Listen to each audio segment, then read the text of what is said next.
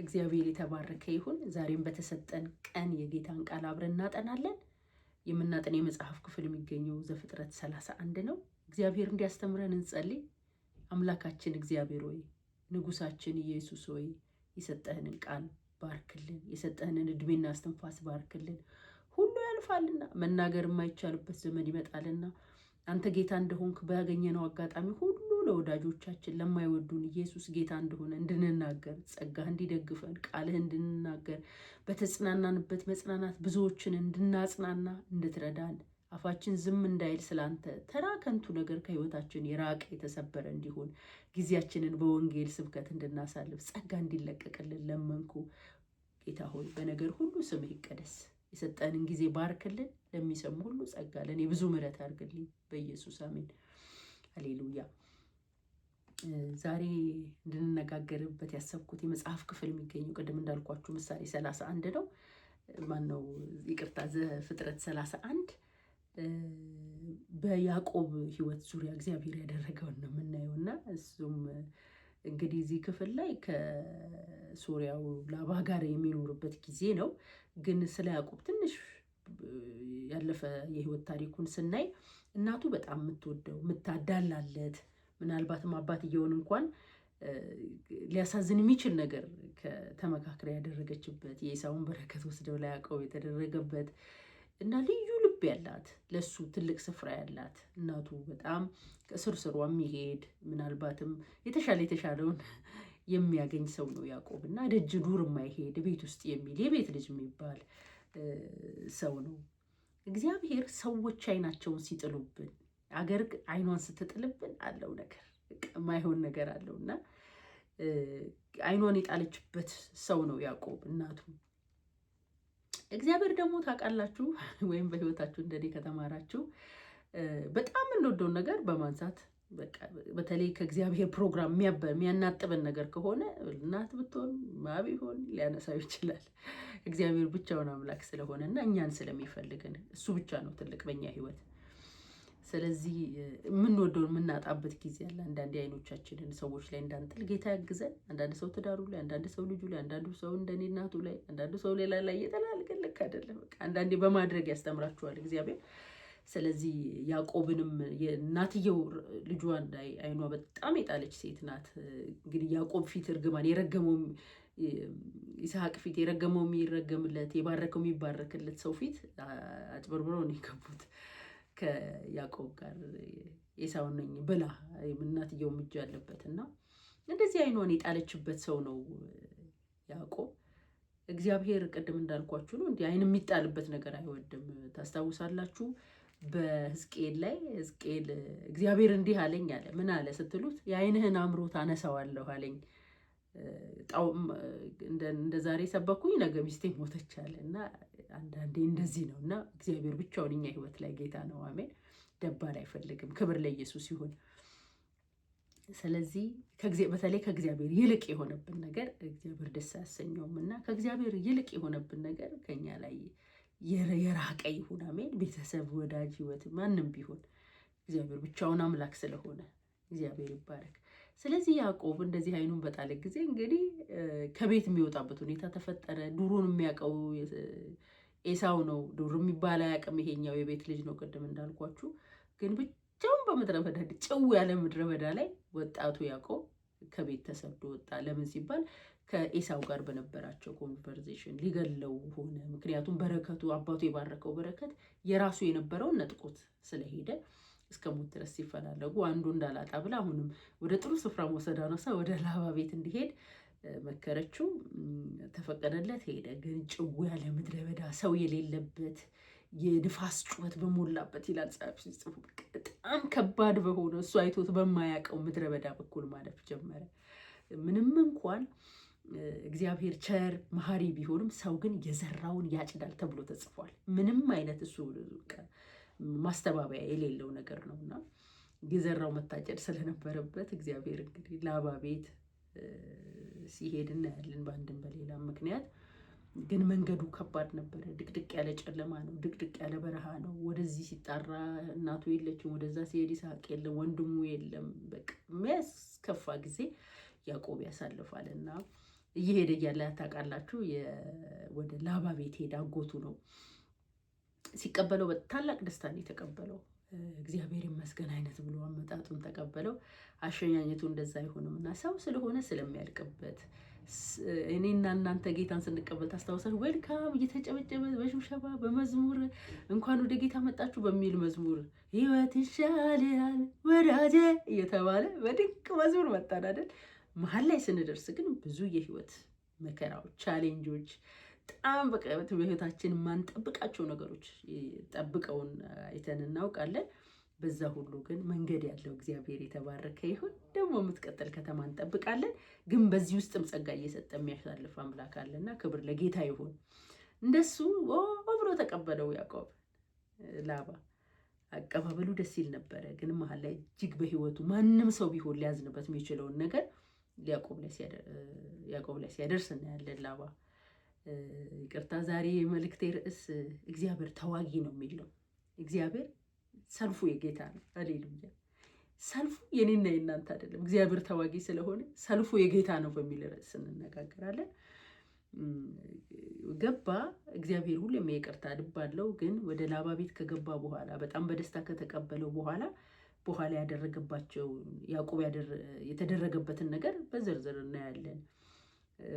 ያዕቆብ ዌልካም ካለው በኋላ ከብት እንዲጠብቅ ነው የሆነው። ከብት ጠበቀ። ከዛም በኋላ ለሚስት ራሄልን እንዳያት ወደዳት። በጣም የምትወዱት ነገር በጣም ዋጋ ያስከፍላል። ክርስቲያን እኔ እውነቴን ነው እነግራችሁ። እና እሷን ለማግኘት ሲል ሰውም ራሱ እንኳን በጣም የምትወዱትን የሆነ ነገር እንደወደዳችሁ ሲል ራቅ አድርጎ ያስቀምጠዋል። እና እሷን ሳይሆን ሊያን እንዲያገባ አደረገ።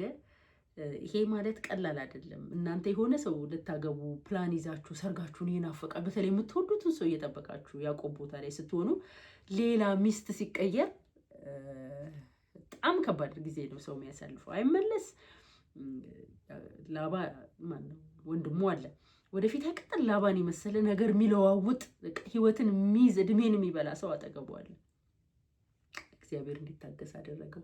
እዛ ቀድም እንደነገርኳችሁ ምድረ በዳ የጩኸት ምድር፣ ይሄ የፉጨት ምድር፣ ይሄ የሚያስፈራ ጊዜ ላይ እግዚአብሔር ወደሱ መጣና እኔ የቤቴል አምላክ ነኝ ብሎ ከእግዚአብሔር ራሱን ገለጠለት። አየ ወጣ ሲል ከእናቱ ወጣ ሲል ከጉያ ወጣ ሲል ምድረ በዳ የመሰለ ቦታ ላይ ሲሄድ እግዚአብሔርን ብቻውን አገኘው። አንዳንዱ የህይወት አይነታችን ጌታን በትክክል ያወቅንበት ምድረ በዳዎቻችን ላይ ናቸውና እግዚአብሔር ጻድቅ ነው። አባብላታለሁ፣ ወደ ምድረ በዳ ወስዳታለሁ፣ በዚያ ለልቧ እናገራለሁ ያለ እግዚአብሔር ለብቻችን አንዳንዴ ከግሩፕ መካከል ያወጣና ብቻችንን የምንሆንባቸው ጊዜያቶች አሉ። ያን ጊዜ እግዚአብሔርን ድምፅ አጥርተን መስማት እንችላለን። ስንጸልይ ስልክ ይደወላል፣ ስንጸልይ ምሳም ይጋብዛል፣ ስንጸልይ የሆነ ነገር ድርብሽብሽ የሚያደርጉ ሰዎች እንደሱ ሲበዙ ወጣ ያደርጋል። እንዳያዕቆብ አርፈን ሰዓታችንን እያከበረን እንድንጸልይ ይሁን። እግዚአብሔር የተባረከ ይሁን። የኛ ስቀልድ ነው። ስለዚህ ላባ ቤት ከገባ በኋላ አንደኛ ሚስት ቀየረበት። እንዴት እንደሚያስጠላ፣ እንዴት እንደሚያስፈራ፣ እንዴት ልብ እንደሚሰብር አስቡት። እና ሰው ደግሞ ከባድ ነው። እህቶች እንኳን እንደው በጣም ያልወደዱትን እንኳን ወደው ሊኖሩ ይችላል። ወንድሞች የወደዱትን ብቻ ነው ማግኘት የሚፈልጉት። እንደው ቀስ እያልኩ ፍቅሩ ይመጣልም ትላለች ይላሉ እህቶች። እና ሌላ ታሪክ ሲቀየርበት የሚለውን አስቡ። አንድ ይሄንን አደረገበት። ሌላው ምን አለው? ደሞዜን 10 ጊዜ ቀያየርክ ይለዋል። ደሞዝ የምትቀበሉ ሰዎች ደሞዛችን ሲቀየር ምን ያህል እንደሚከፋን ታውቃላችሁ። ያው ብዙ አመት ሰርተናል ኢትዮጵያ ውስጥም እና ደሞዝ የተወሰነ ሲቆረጥ በጣም የሚያጠፉ ሰዎች እንኳን ሆኖ ደሞዝ ሲቆረጥ በጣም ነው ሽብር የሚፈጥሩት። እና ቀርተው አርፍደው የሆነ ደብሯቸው ቀርተው ራሱ ሲቀጡ በጣም ብዙ ሰው ያስጠላዋል። እና ግን ላባ በዓላማ 10 ጊዜ ልውጥብጥ በሚቀጥለው 70 ብር ከፍላለሁ ቢለው በዛን ዘመን 70 ብር አስቦ ያቺ የሚወዳትንም እጮኛውን ለመጋበዝ ፕላን ይዞ ምን ብሎ ቢቀመጥ 70 ነበር ያልኩት 40 አድርጌዋለሁ ቢል በሚቀጥለው ደግሞ አሁንስ አስተካክዬ 60 ብር ሰጥሃለሁ ቢለው ሲሄድ 20 ብር ቢሰጥ እንደማለት ነው። ፕላን፣ የተረጋጋ ህይወት፣ የተረጋጋ ፋይናንስ እንዳይኖረው ነው የሰራው ለያዕቆብ ላባ። ስለዚህ እንደዚህ ምርር ለዛ በምቾት ላደገ ልጅ ለዛ ከእናቱ ስር ለነበረ ሰው በጣም ከባድ ነው። ይሄ አሁን ላባ እያደረገበት ያለውን ነገር ደሞዙን ይቀይራል፣ ሚስት ይቀይራል። እሱ ማያደርገው ነገር የለም። እና ምን እንደሚል ታውቃላችሁ? የቀን ሀሩር የሌሊት ቁር በላይ ላይ ያልቅ ነበር ያንተን ከብቶች ያንተን ፍየሎች ለመጠበቅ። የተሰበረ እንደው እየጠበቅኩ እያለ የሆነ አውሬ የሰበረው እንኳን ቢኖር ክፈል ብለህ ታስከፍለኝ ነበር። ከዛው ከደሞዙ ላይ ከምትለዋውጠው ደሞዝ ላይ እንደገና ትቀጣኝ ነበረ። እጅግ የጭንቅ ዘመን ያስከፈለው ዋጋን ያስከፈለው ያዕቆብን ላባ። እግዚአብሔር ግን ሁል ጊዜ መልካም ስለሆነ፣ ሁል ጊዜ የኛ ነገር ስለሚገደው፣ ሁል ጊዜ ይቅር ባይ አምላክ ስለሆነ ላባ ያዕቆብ ላይ የሚያደርገውን እግዚአብሔር ከላይ ሆኖ ያይ ነበረ። አንዳንድ ጊዜ እግዚአብሔር የሚያይ አይመስለንም። ታላላቅ መከራዎች ሲደራረቡ እኛ ላይ መከራ ሲመጣ ነገር አለወጥ ሲለን ብዙ ሰዎች ሲነሱብን ደሞዛችን ሲቀያየር ሌላ ታሪኩ ስንገባ እግዚአብሔር የሚያይ አይመስለንም። እውነት እውነት እላችኋለሁ ያህዌ ይርኤ እግዚአብሔር ያያል፣ እግዚአብሔር ያያል፣ እግዚአብሔር ያያል። አሌሉያ እግዚአብሔር ያያል። እና ያዕቆብ የሚያደርገውን ሁሉ እግዚአብሔር አይቶታል። ሚስት ቀየረበት። ከእንደገና ደግሞ 7 ዓመት ተገዛለው ለራሄል በጣም እንደወደዳት ስላወቀ 14 ዓመት ለሚስት ለበጎች ለፍየሎች 20 ምናምን ዓመቱን ተቀበለው ያዕቆብ። ላባ ክፉ ሰው ነው። እና አንዳንድ ሰዎች አሉ እንደዚህ አይነት መገለጫ ያላቸው አሁንም ምድር ላይ የሰው ላብ በመቀያየር በጣም የሚንፈላሰሱ። እግዚአብሔር ግን ያያል። እግዚአብሔር ሰልፉን ይዋጋል ለጻድቅ። እግዚአብሔር የተባረከ ይሁን። እሱ በታማኝነት ያገለግሏል፣ ያኛው በክፋት ይሰራበታል። ይሄ በታማኝነት ያኛው በክፋት የተለያዩ ረቂቅ የሆኑ ተንኮሎችን እያመጣ ላባ አስጨነቀው። እግዚአብሔር በቤቴል እግዚአብሔር ያናገረው ያንን ሰው። ስለዚህ እግዚአብሔር መጣ እንደገና። ከዛ ብሶ ደግሞ በጣም የከፋው እንደሆነ ታውቃላችሁ ምዕራፍ 31 ላይ እግዚአብሔር ያዕቆብን ወደ አባትህ ወደ ምድርህ ወደ ዘመዶች ተመለስ ካንተ ጋር ሆናለሁ አለው። ያዕቆብም ልኮ ራሔልና ልያን አስጠራ። የአባታችሁ ፊት ከኔ ጋር እንደ ድሮ እንዳልሆነ ያለሁ አላቸው። እንዳይሆነው ሲሆን እየከፋም ይኖራል። በተለይ የሰው ፊት በተለይ ተጠግታችሁበት በተለይ በቃ መሄጃ የለኝም ብላችሁ ለተጠጋችሁበት ሰው ፊቱ ሲጠቁርባችሁ በክርስቶስ ኢየሱስ እንዴት ከባድ ጊዜ በምድር ላይ ፊቱ ሲጠቁርበት የላባ ፊት ያዕቆብ ላይ ሲጠቁር ያዕቆብ መቋቋም እንዳቃተው እግዚአብሔር አየ። እግዚአብሔር ያያል። ሃሌሉያ! ፍትሃዊ ሉዓላዊ ቸር አምላክ ነውና እግዚአብሔር ያያል።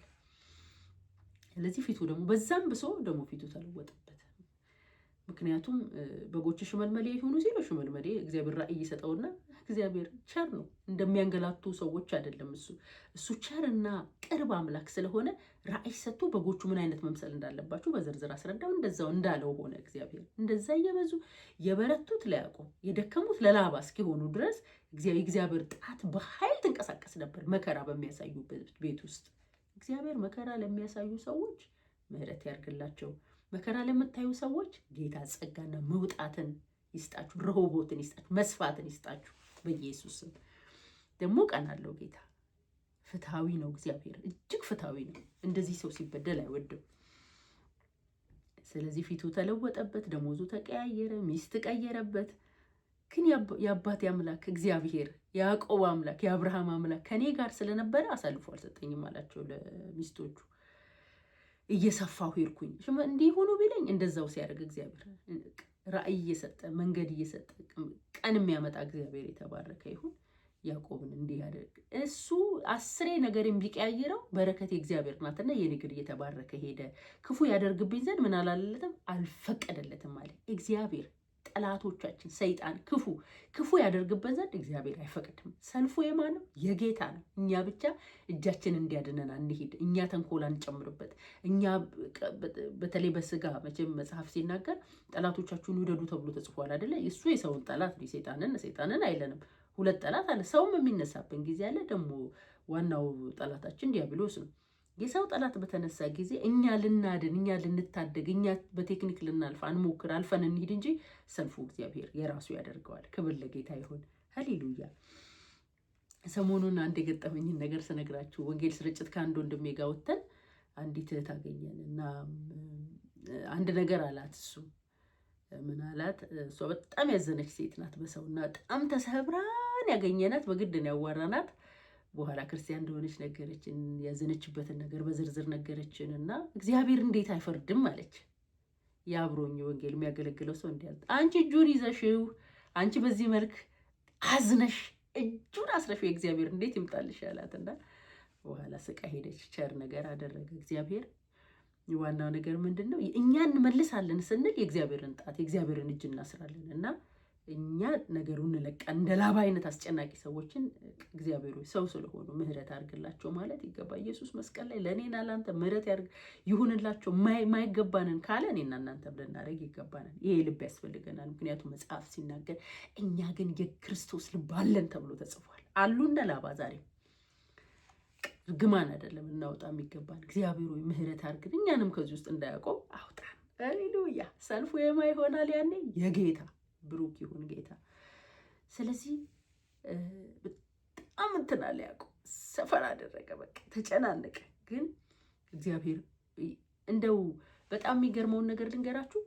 ሽመልመሌ መሳዎች የሆኑ ሽመልመሌ ሲሆኑ በጎቹ ሰፍተው የበረቱት ለያዕቆብ ሆነው የደከሙት ለላባ ሆነው ነገር ተለዋውጧል። ግን ከሚያልፍበት መከራ የተነሳ ይስፋ ይጥበብ የሚያውቀው ታሪክ የለም። የቁሩ በሐሩሩ ላዩ ላይ ስላለቀ ምንም ነገር አስጨንቅ እየሆነ ያለውን አላየው። ለካስ በኋላ ሲሄድ ወደ ኤሳው ሲሄድ ነው ያወቀው። 2 ክፍል ሰራዊት ምናምን ያለ ያኔ ነው እንጂ ቁጥሩ ራሱ አልታወቀም። ድቅድቅ ያለ እንደ ላባ ባሉ ሰዎች ጋር ስንኖር ምን እየተፈጠረ እንደሆነ አናውቅም። እግዚአብሔር ግን ለኛ 2 ክፍል ሰራዊት እያደረገ ነው። ታማኝ ስለሆነ እጃችን እንዲያድነን እናድርግ እንጂ ሰልፉ የጌታ ነው። ሃሌሉያ። ስለዚህ አሁን እግዚአብሔርም ሂድ አለው። ምሪት ተቀበለ። ስለመረረው ብቻ አልወጣም። ስለመረረንማ እንደ ኑሃሚን ከወጣን ዋጋ እንከፍላለን። ምሬትም ይሁን እንደዚህ አስጨናቂ ሰፈር ላይ ስንሆን ምን እናድርጋለን? እንደ ያዕቆብ ጌታ ሆይ ናልኝ ነው የሚባለው እግዚአብሔር። ያን ጊዜ እግዚአብሔር ወይ ቁጭ በል ወይ ቅር ይላል። ጌታ ማዳመጥ መሰረታዊ ነው። በጎቼ ድምፄን ይሰማሉ ያለ ጌታ የተባረከ ይሁን። ቸር ነው። እኛ ኃጢአተኞች እንኳን የጌታን ድምፅ መስማት ቻልን፣ ምህረት ስለገነለን፣ በደም ኪዳን ስላደረግን። ሃሌሉያ። ስለዚህ እግዚአብሔር እንዲህ ብሎ ተናገረው።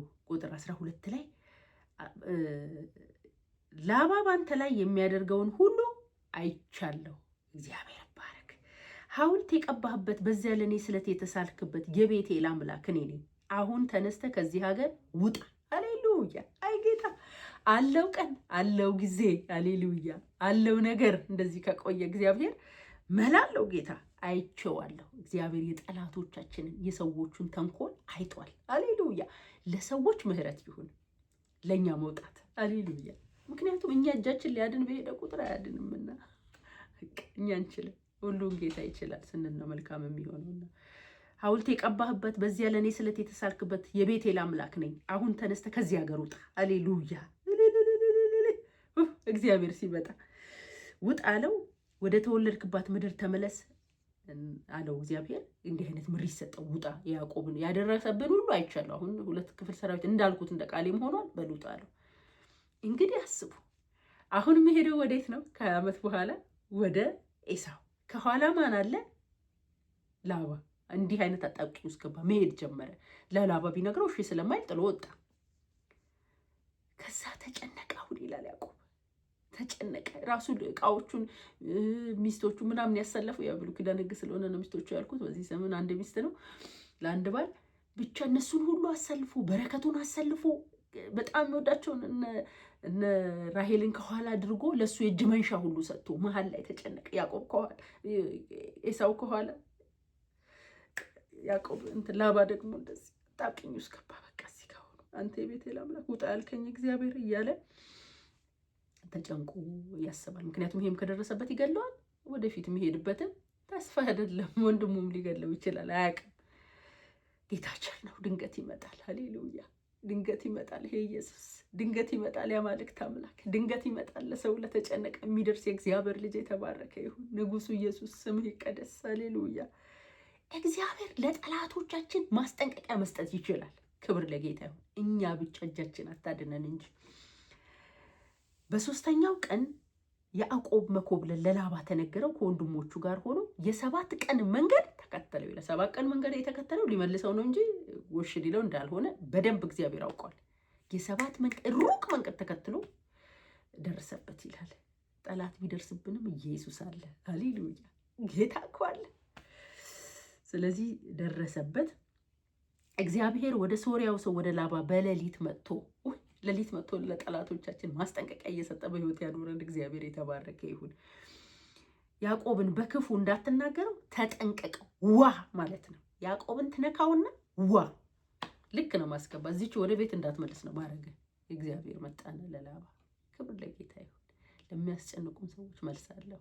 እግዚአብሔር እጅ ላይ እንውደቅ። የእኛ እጅ አታድነን፣ የእኛ ቴክኒክ አያድነን። እኛ በተንኮል አንመልስ፣ ክፉን ስለ ክፉ አንሰለፍበት እንጂ እግዚአብሔር የምናደርገውንም የሚደረግብንም ያያል። ሃሌሉያ፣ እግዚአብሔር ይባረክ። ስለዚህ አንዱን ተገላገለ። ስለዚህ ያዕቆብ ላባ ደረሰበትና በቃ የፈለግኩትን ላደርግ ኃይል ነበረኝ ያለው ኃይል፣ ከዛ በላይ ኃይል ያለው አምላክ ግን ሌሊት መጥቶ ልጄን ተነካውና ዋ አለኝ ያለው ራሱ ነገር። አቤት እግዚአብሔር እያስጠነቀቀልን ያስጣለን እግዚአብሔር፣ ጠላቶቻችንን ወደኋላ ያስቀረን እግዚአብሔር የተባረከ ይሁን። እንደኛ ሳይሆን ታላቅ ምሕረቱን አግኖ ከተሰለፉብን ሁሉ ነፃ ያወጣን፣ አሁንም የሚያወጣን የሚጠብቀን፣ በልዑል መጠጊያ እንድንኖር እድል የሰጠን እግዚአብሔር በልጁ በኢየሱስ የተባረከ ይሁን። አስጠነቀቀለት፣ እፎ ያለ። ቀጥሎ ማን አለ? ኤሳው። ሰው መሆን ከባድ እኮ ነው ዘመዶቼ፣ ሰው መሆን ከባድ ነው። ስለዚህ ደግሞ ቅድም እንዳልኳችሁ ከላባ በሰላም ተለያየ። እግዚአብሔር አስጠንቀቀውለት መለኮት ወርዶለት፣ ከዛ ደግሞ ወንድሙ አለ አቤት ጌታ ሆይ እያለ ፈርቶ የሚያስፈልገውን ከፊት ካደረገ በኋላ ለሱ የሚሰጠውን ነገር ከፊት ካደረገ በኋላ ወደ ወንድሙ መልእክተኞችን ላከ። ወንድምህ መጣ ሲሉት እግዚአብሔር እዚህ ቦታ ያደረገለት ነገር ሲመጣ መጣ ወንድሜ ብሎ ብድግ ብሎ እውነት አልመሰለውም ያዕቆብ። ግን እግዚአብሔር ቸር አይደለ? ለሁሉ ይቅርታ አለው። ይቅር ሲል በሰማይ በምድር በሰዎች ሁሉ ዘንድ ይቅር ነው የሚለው። ብዙ ሰዎች ትልልቅ ጥፋት አጥፍተው ራሱ ጌታ ከሰማይ ይቅር ሲላቸው ሰው ሁሉ ይረሳላቸዋል። ታውቃላችሁ ይሄን? እግዚአብሔር ይባረክ። ዋናው ጌታ ይቅር ይበለን። ስለዚህ ምህረት ያርግልን፣ ሞገስ ይስጠን ብቻ ጌታ። ልክ ወደ ወንድሙም ሲደርስ በጣም በታላቅ ፍቅር በታላቅ አክብሮት ተቀበለው። ና ላግዝህ፣ እኔ አሁን እግዚአብሔር ባርኮኛል። ያቺ የቀረችውን የባረከኝን የአባቴን የአፉን ቃል ሰርቶልኛል። ስለ በረከት ነው የተሰደድኩ፣ አንተም ማጣቴ ነው ቅር የሚለኝ። አሁን እኔ በብዙ በረከት ውስጥ ነኝ፣ ወደ ፈለግከውን እንዳውም ላግዝህ አለው። ይህን የሚያደርግ ማን ነው? ጌታ እኮ ነው። ስለዚህ ይሄ ያዕቆብ በጣም ጎበዝ ነው። ይህንን ሁሉ ያደረገልኝ ከላባ እጅ ያስጣልኝ፣ ወንድሜን ገራ ያደረገል፣ ልቡን የቀየረልኝ ጌታ። ለዚህ ጌታ ምን እላለሁ አለ? መሰዊያን እሰራለሁ። ሃሌሉያ። መሰዊያው ላይ ምን የሚዘምር ይመስላችኋል? በሄድኩበት መንገድ ሁሉ ከኔ ጋር ለነበረው ያንን ገደሉን ተሸክሞ ላሻገረኝ እኔን በቅፉ ሰብስቦ ባላንጣዬን ላሳፍረው ምስጋናዬ አይነስበት ለወድሰው በዝማሬ ደስታዬን በፊቱ ገልጻለሁ። እንዴትስ ችዬ ዝም እላለሁ? ያደረገልኝን እያሰብኩ በልዑል አምላክ ፊት ሰግዳለሁ። ኤልሮይ ኤልሮይ የሚያየኝን አየው። ኤልሮይ ኤልሮይ የሚያየኝን አየው።